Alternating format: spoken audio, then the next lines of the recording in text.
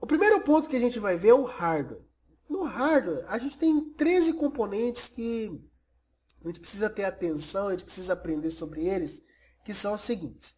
O primeiro é o conector USB, que é por onde a gente faz não só a comunicação para gravação, como também a leitura e escrita pela porta USB. Aí vocês vão ver que a gente vai falar muito na porta serial, que os dados que são transferidos pelo cabo USB são de formato serial e ele utiliza um protocolo de comunicação serial. O segundo ponto é um botãozinho que tem na ponta do Arduino, esse botãozinho aqui, que é o botãozinho de reset. Então toda vez que você apertar esse botão, ele vai reiniciar como se fosse reiniciar o computador. O terceiro ponto é o microcontrolador Atmega 8U2.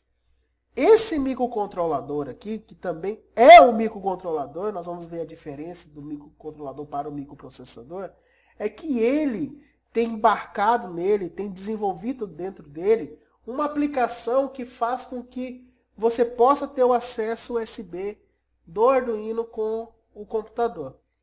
O quarto ponto, né, são as entradas e saídas digitais e que você tem, que também podem se transformar em saídas, de certa forma, nós vamos ver isso lá na aula de eletrônica, não é uma saída analógica, mas é uma saída digital, mas com um recurso muito fantástico que é o PWM, que nós vamos ver aqui no curso também.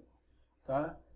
O outro ponto é o ponto 5 aqui, ó, é o cristal. O cristal é o componente, né, que faz as coisas rodarem num determinado tempo. É aquele cara que fica roda, roda, roda, roda, roda, roda, falando para o microcontrolador rodar. E ele tem uma frequência, uma velocidade. E ele que fala qual que é a velocidade de processamento, tá, que o microcontrolador vai trabalhar. Nesse caso é de 16 MHz. Tá? Opa! Já o ponto 6 é o ICSP, que é um conector, tá, que serve para gravação em circuit. O que é isso? Se você quiser gravar o teu Arduino sem precisar utilizar o cabo USB, aqui não faz...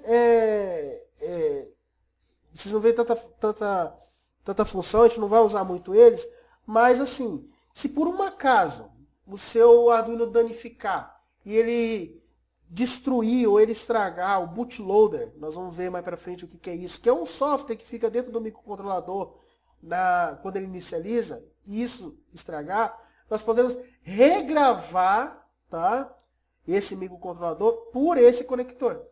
Tá? Ou até mesmo, se você quiser regravar o teu Arduino não pela USB, você pode utilizar também a ICSP para fazer essa gravação. O ponto 7 é o cérebro do Arduino, que é o microcontrolador Atmega 328P. Nós vamos falar mais dele à frente. O ponto 8, né, são as entradas analógicas. Tá? Isso nós vamos ver muito mais claro nas aulas de eletrônica básica. Nós temos também o ponto 9, que é o conector jack de alimentação.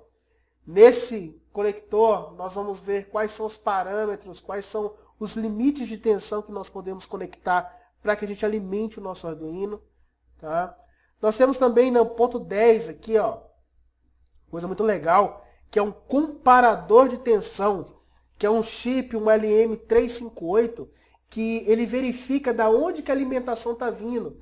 Se está vindo pela USB, ele não passa pelo regulador de tensão.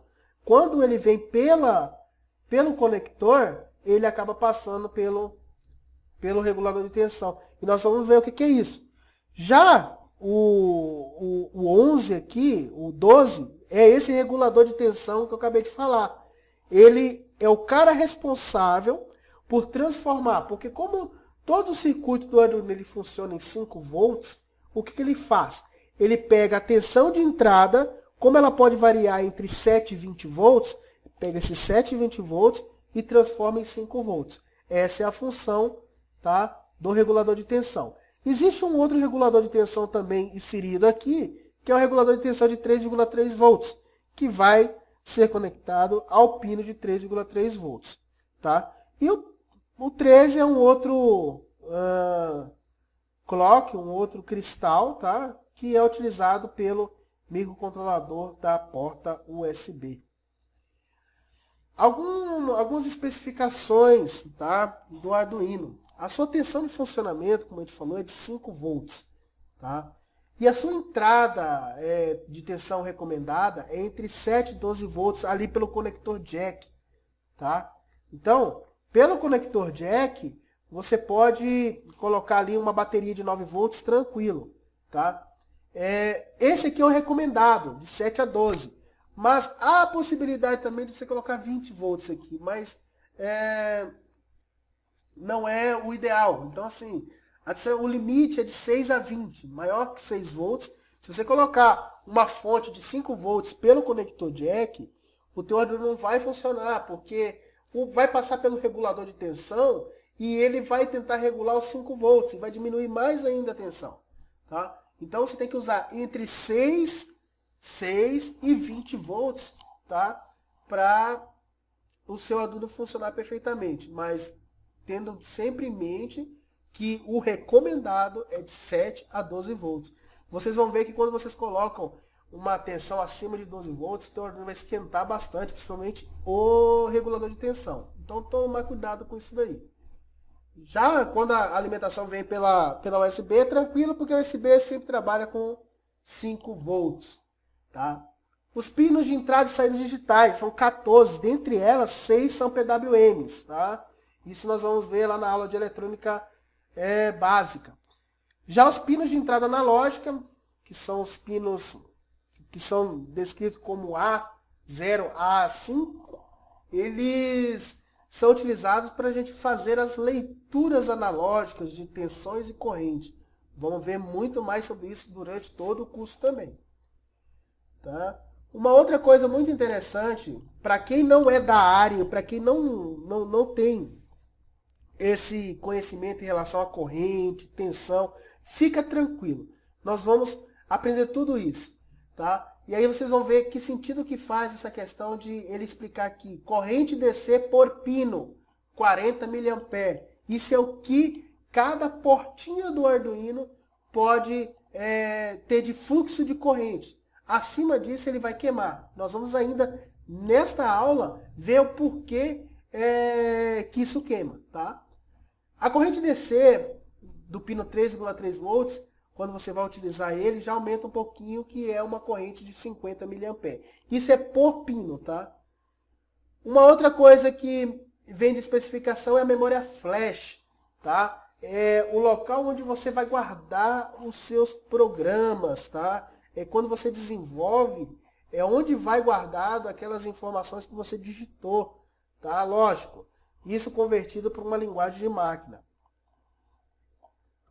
Desses 32 KB, 2 KB são utilizados por bootloader. Mais à frente a gente vai ver o que é isso. Então nós temos 2 KB para SRAM. Nós vamos ver todas essas diferenças das memórias flash, SRAM e EPROM.